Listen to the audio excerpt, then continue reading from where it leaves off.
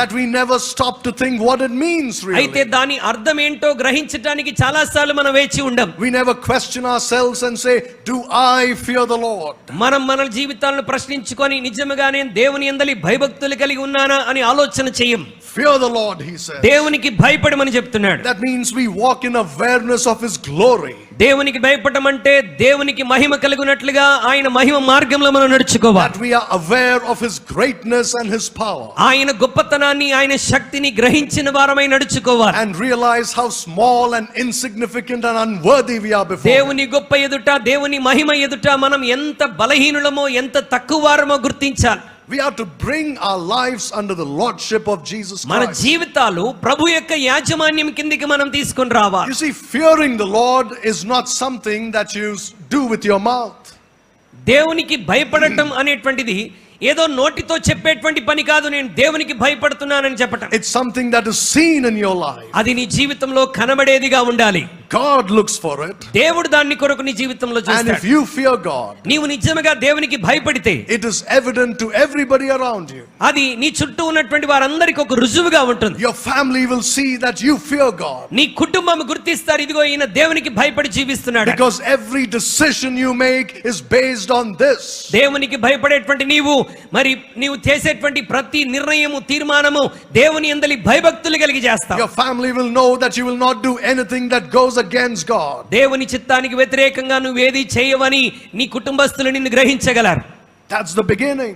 అదే దేవుని యందలి భయభక్తులు కలిగి ఉండడానికి మూలం. And it translates into obedience. నీవు అలాగూ భయభక్తులు కలిగి ఉండడం ద్వారా దేవుని ప్రతి మాటకు విధేయతను కలిగి ఉంటావు. You see, unless Jesus Christ is the Lord of your life, యేసుక్రీస్తు ప్రభువారు నీ జీవితానికి ప్రభువుగా ఉండకపోతే, unless he has the preeminence in your life, ఆయన నీ జీవితం మీద అధికారం కలిగి ఉండనంత వరకు, unless he sits on the throne of your heart, ఆయన నీ హృదయం అనే సింహాసనం మీద కూర్చుండనంత వరకు, you cannot say that you fear God. నేను దేవునికి భయపడుతున్నాను, దేవుని యందలి భయభక్తులు కలిగి ఉన్నానని చెప్పలేవు.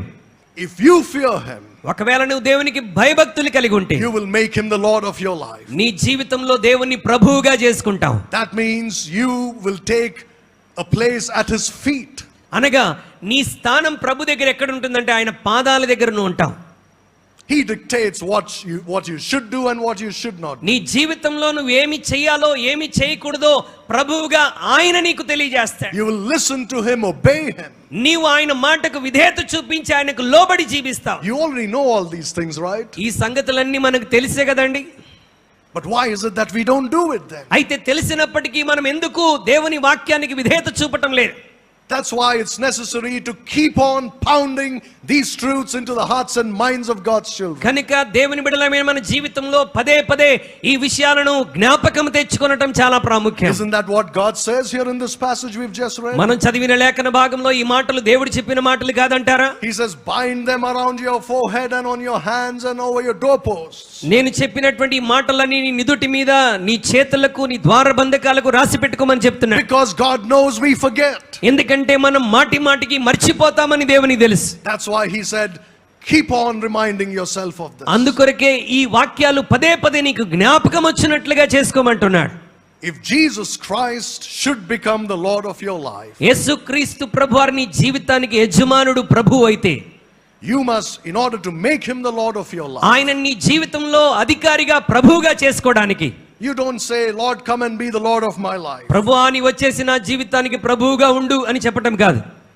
It means you absolutely surrender yourself to him. ఆయన నీ జీవితానికి ప్రభువుగా, నాయకుడిగా, అధికారిగా ఉండాలంటే నిన్ను నీవు సంపూర్ణంగా సమర్పించుకోవాలి. Unconditional surrender to Jesus Christ. షరతులు లేకుండా నిన్ను నీవు దేవునికి అప్పగించుకోవాలి. You cannot say, Lord, these things I surrender to you, the rest I keep for myself. ప్రభువా ఇదిగో ఈ విషయాల్లో నీకు లోబడతాను, మిగతా విషయాలు నా ఇష్టానుసారంగా చేస్తానని చెప్పలేవు. No, the Lord doesn't work like that. దేవుడు దాన్ని ఏమాత్రం అంగీకరించాడు. For the Lord Jesus Christ, it's all or nothing. యేసుక్రీస్తు ప్రభువారికి నిన్ను నువ్వు పూర్తిగా సమర్పించుకోవాలి, లేకపోతే లేదు. No half-hearted following. సగం సగం సమర్పించుకోవటం కాదండి. Not following him for benefits. కేవలం ఆశీర్వాదాల కొరకు, దీవెనల కొరకు, లాభం కొరకు మాత్రమే వెంబడించటం కాదు. Acknowledge him as the Lord of your life. నీ జీవితానికి ఆయనను ప్రభువుగా, అధికారిగా నువ్వు గుర్తించాలి. Because he's worthy of it. ఎందుకంటే ఆయన దానికి అర్హుడైనటువంటి వాడు. He is the God of all creation. ఆయన సృష్టి